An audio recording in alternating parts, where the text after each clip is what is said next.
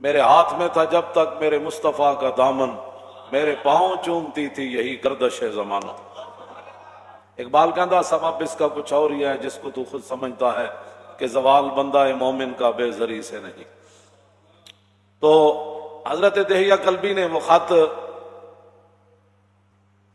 بصرہ شام کے گورنر کو پہنچایا۔ یہ بخاری شریف کے اندر ہے کہ نبی علیہ الصلوۃ والسلام نے خط جو بھیجا تھا وہ دہیہ کلبی کے پاس دیا اور فرمایا یہ پہنچا دے۔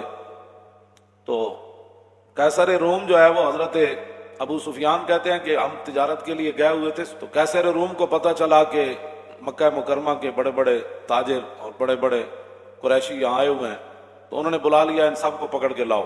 کہتے ہیں ہم سب چلے گئے قیصر روم کے پاس، تو اس نے کہا کہ اس بندے کو سب آگے لاؤ جو حضور کے نسب کے زیادہ قریب ہے۔ تو حضرت ابو سفیان فرمانے لگے کہ مجھے آگے کیا گیا۔ کہا کہ آپ حضور کے زیادہ قریب ہیں حضور نسب کے؟ انہوں نے کہا فرمایا ادھر بیٹھ جاؤ، بٹھا دیا۔ فرمایا میرے ساتھ جتنے ساتھی تھے ان کو میری پیٹھ کے پیچھے بٹھا دیا اور کہا کہ اگر یہ حضور کے بارے میں غلط بیانی کریں تو آپ نے مجھے بتانا ہے۔ اس نے پھر رسول اللہ کے بارے میں، یہ بخاری شریف کے اندر موجود ہے، اس نے پھر رسول اللہ کے بارے میں سوالات کیے قیصر روم نے۔ تو اس نے ترجمان بلایا، کہا کہ ان سے یہ پوچھو کہ جنہوں نے یہ دعویٰ کیا ہے ان کا نسب کیسے ہے، کیف نسب فیکم؟ تو کہنے لگے میں نے کہا کہ فینا ذو نسب، فرمایا تو بڑے عالی نسب والے ہیں، بڑے بلند خاندان والے ہیں۔ پھر اس نے کہا کہ ان سے یہ پوچھو کہ آپ کے خاندان میں حضور سے پہلے کبھی کسی نے دعویٰ کیا نبوت؟ تو انہوں نے کہا آج تک نہیں کیا، حضور نے دعویٰ کیا۔ پھر اس نے پوچھا کہ کیا ان کے آباء و اجداد کے اندر کوئی پہلے بادشاہ گزرا ہے؟ کہا کہ نہیں، ان کے آباء و اجداد میں کوئی بادشاہ نہیں گزرا۔ پھر اس نے پوچھا کہ ان کے جو متبعین ہیں، ان کی جو پیروی لوگ کر رہے ہیں، وہ ضعفاء ہیں یعنی کمزور لوگ ہیں یا بڑے خاندانوں والے ہیں؟ تو کہا کہ نہیں، ان کی پیروی تو کمزور لوگ کر رہے ہیں۔ پھر پوچھا کہ ان کی تعداد کم ہو رہی ہے یا زیادہ ہو رہی ہے؟ نے کہا نہیں، ان کی تعداد تو بڑھ رہی ہے۔ پھر اس نے پوچھا کہ کیا کوئی بندہ اپنے دین سے ناراض ہو کر کبھی کوئی واپس کفر کی طرف پلٹا؟ نے کہا نہیں، کبھی بھی کوئی نہیں پلٹا۔ نے کہا کہ آپ نے کبھی ان کے بارے میں اعلان نبوت سے پہلے غلط بیانی کی نسبت کی تھی حضور کی طرف؟ کہا نہیں، کبھی بھی نہیں کی۔ ابو سفیان کہتے ہیں میں ایک بات اپنی طرف سے داخل کر سکا کہ صلح حدیبیہ کا معاہدہ ہو چکا ہے، اب دیکھتے ہیں حضور وعدے کی پاسداری کرتے ہیں یا نہیں۔ کہتے ہیں سوائے اس کے میں حضور کے بارے میں وہاں کوئی بات نہیں کر سکتا، یہ رسول اللہ کا مقام اور شان ہے۔ اور اگر آج کوئی ان کے بارے میں بات کرے تو قیصر روم کے سامنے جنہوں نے نہیں مان پائی، تو فتح مکہ والے دن مسلمان ہوئے نا حضرت ابو سفیان، لیکن ایسے پھر مسلمان ہوئے کہ جاتے ہوئے پھر وہاں حضور غزوہ حنین کے لیے گئے تو ایک آنکھ وہاں دے دی اور دوسری آنکھ جنگ یرموک میں دے دی، تو پھر قیامت تک وہ کتا ان کو بھونک نہیں سکتا۔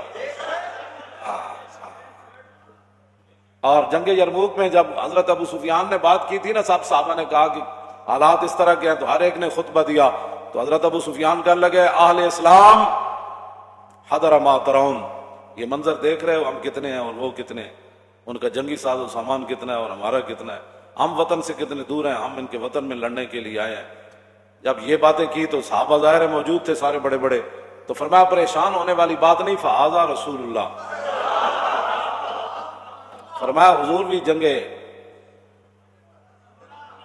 جنگ یرموک میں حضور بھی جلوہ کر رہے ہیں، فہذا رسول۔ تو وہاں آپ کی دوسری آنکھ بھی چلی گئی، جو تو کسی کو کیا پہنچتا، آپ کا کوئی بچپن کی باتیں شروع کر دے کہ میں ایسے ہوتا تھا تو پھر میں ایسے ہوتا تھا، تو بات الاسلام یاد بما کان قبلہ، اسلام کا یہی تو کمال ہے کہ اسلام سے پہلے جتنی باتیں ہوتی ہیں جب کلمہ پڑھ لیتا ہے وہ باتیں ساری ختم ہو جاتی ہیں، بات ختم ہے، وہ تو اسلام کی خاطر نابینا ہو گئے۔ اور پاکستان کے روڈوں پر کوئی کتا ان کو بھونکتا ہے تو وہ تو اپنے آپ کو بھونکتا ہے، اس کا کیا تعلق ہے صحابہ سے؟ صحابہ تو جن خاکوں سے گزرے وہ خاک بھی افضل اور حال ہے۔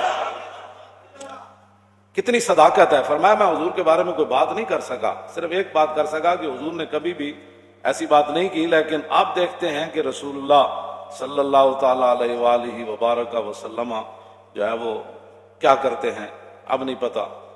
تو کہا کہ آپ یہ بتائیں کہ آپ کی ان کے ساتھ جنگ ہوتی رہتی ہے؟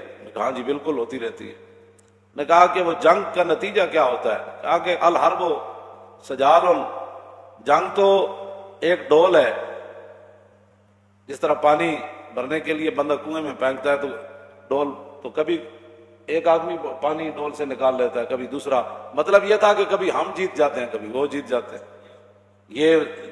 اس نے پھر پوچھا کہ وہ آپ کو حکم کیا دیتے ہیں، کس بات کا؟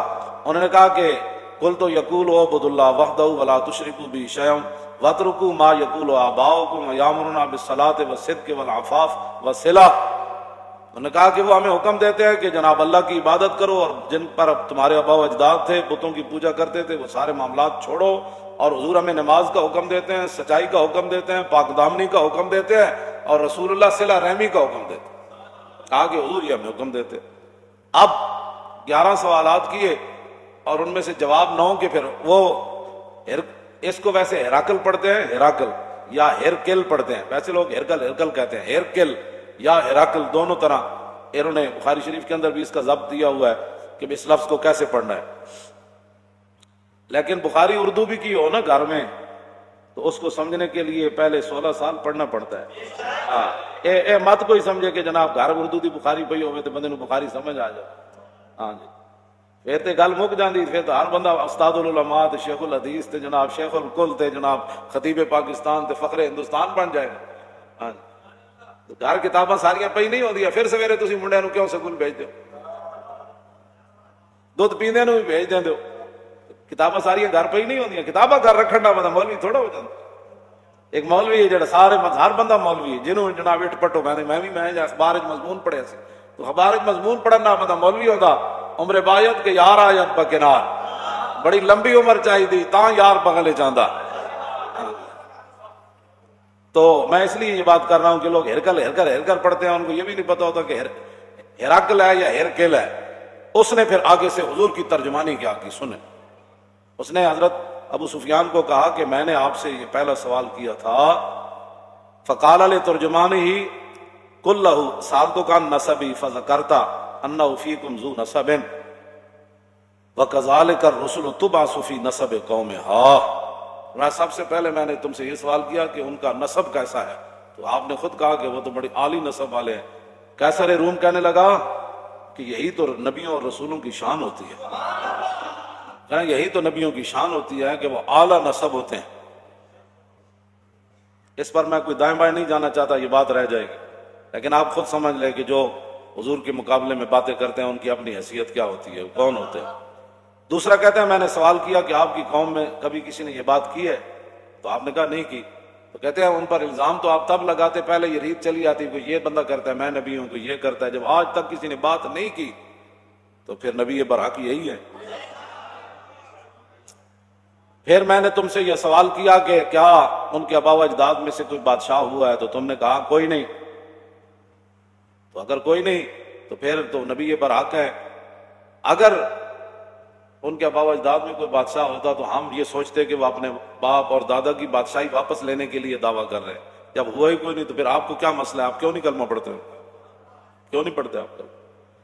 پھر میں نے آپ سے یہ سوال کیا کہ کیا آپ نے اعلان نبوت سے پہلے کبھی کوئی غلط بیانی کی نسبت حضور کی طرف کی، تو آپ نے کہا نہیں۔ اللہ، تو کہا کہ جو نبی لوگوں کے ساتھ غلط بیانی نہیں کرتے وہ رب کی طرف غلط بیانی کی نسبت کیسے کر سکتے کہ اللہ نے مجھے نبی بنایا؟ تو جب لوگوں کے ساتھ انہوں نے کبھی ایسی بات نہیں کی تو اللہ کی طرف کیسے نسبت کر سکتے؟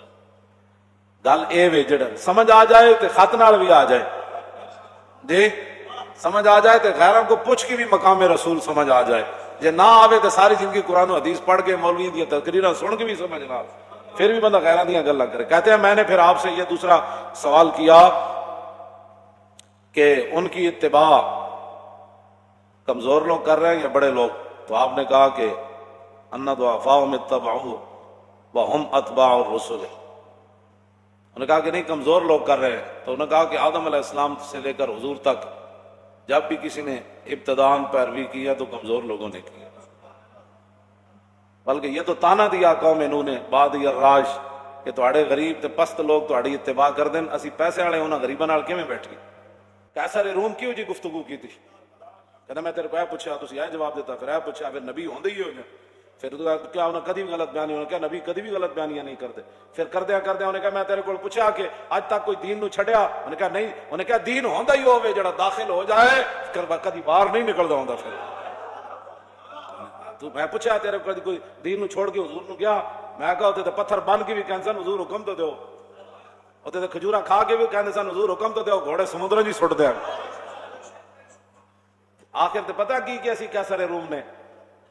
ایتھے تے انگوٹھے چومن تے جھگڑے نا، اور کہن لگا اے جو کچھ میں تہاڈے کول پوچھیا نا تے اے یاد رکھو، اے میں جتھے بیٹھا فسا یملک موضع قدمی ہاتین، اے میں جس سلطنت تے بیٹھا نا سپر پاور دا بادشاہ، اے یاد رکھو ابو سفیان ایک وقت آئے گا محمد عربی دے غلام سلطنت تے قبضہ کر لینا۔ جتھے میں بیٹھا اس جگہ بھی حضور دے غلاماں نے قبضہ کر لینا۔ اگر گل اے وے جڑی تو دس رہا تے انہاں دے غلاماں نے قبضہ کر لینا، پھر صحابہ کیسر روم دے دروازے تے گھوڑے نہیں جا بدے۔ یہ انہیں کہ اگلی گل بڑی عجیب ہے، انہیں کہا لو کنت عندہ لغسلت عن قدمے، اے گل پڑھ کے بندہ مست ہو جاندا، کہندا میں جے حضور کول ہوندا نا تے میں حضور دے پاؤں مبارک دھو کے پینے سن۔